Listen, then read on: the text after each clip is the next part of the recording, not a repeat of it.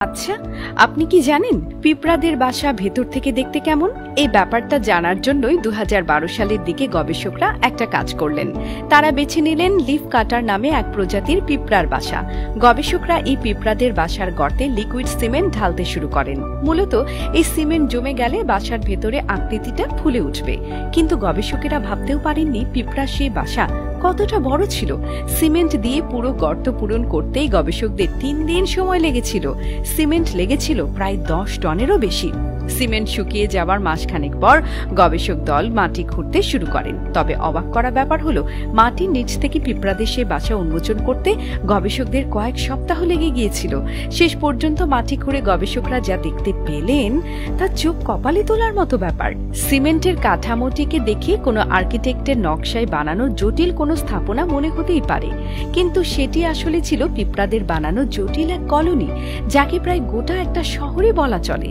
পিঁপড়াদের সে কলোনিতে ছিল সবকিছুই, বড় বড় হাইওয়ে থেকে শুরু করে ছোট ছোট শর্টকাট রাস্তা। সেগুলোর সাথে যুক্ত এক একটা চেম্বার, আবার প্রতিটি চেম্বারও ছিল আলাদা আলাদা কাজের জন্য। এমনকি পিঁপড়াদের সে কলোনিতে ছিল ফাঙ্গাস গার্ডেনও, যেখানে সংগ্রহ করে রাখার যাবতীয় পাতার স্তূপে ফাঙ্গাস জন্ম নেয়। সেগুলো আবার রানী পিঁপড়ারা লার্ভা টিকিয়ে রাখতে সাহায্য করে। পিঁপড়ার সেই কলোনি ছিল রীতিমতো এক গোলক ধাঁধা। জটিল সেই কলোনি বানাতে 40 টন মাটি সরাতে হয়েছিল পিঁপড়াদের। 500 বর্গফুট জায়গা জুড়ে 26 ফুট গভীর এই কলোনি। ব্রাজিলের মাটিতে এই কলোনিকে বলা হয় বিশ্বের অন্যতম বড় পিঁপড়া কলোনি, যেখানে একসময় মিলিয়ন মিলিয়ন পিঁপড়া বসবাস করত। কিন্তু কোনো এক কারণে তারা এই কলোনি ত্যাগ করে চলে গিয়েছিল। কারণটা কি ছিল তা অবশ্য নিশ্চিত নন গবেষকরা। তবে চীনের মহাপ্রাচীরের সাথে তুলনা করা হয় ক্ষুদ্র প্রাণী জগতের এই বিশাল কলোনিকে। ডিবি বানানোর কাজে পিঁপড়া বরাবরই ওস্তাদ।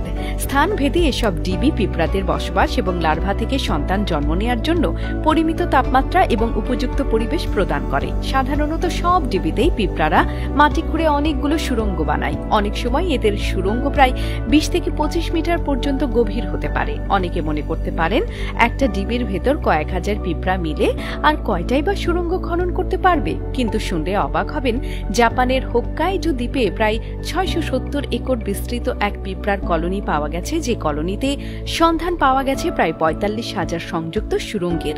সেখানে 10 লক্ষ রানী পিঁপড়ার অধীনে প্রায় 360 মিলিয়ন শ্রমিক পিঁপড়া কাজ করেছে। এত বড় কলোনি পরিচালনা করতে পিঁপড়াদের মধ্যে একটু নিয়মের হেরফের হয়নি। সবকিছু সুশৃঙ্খল এগিয়ে গেছে বছরের পর বছর ধরে। এ ধরনের বিশাল পিঁপড়া সমাজকে সুপার কলোনি হিসেবে আখ্যায়িত করা হয়।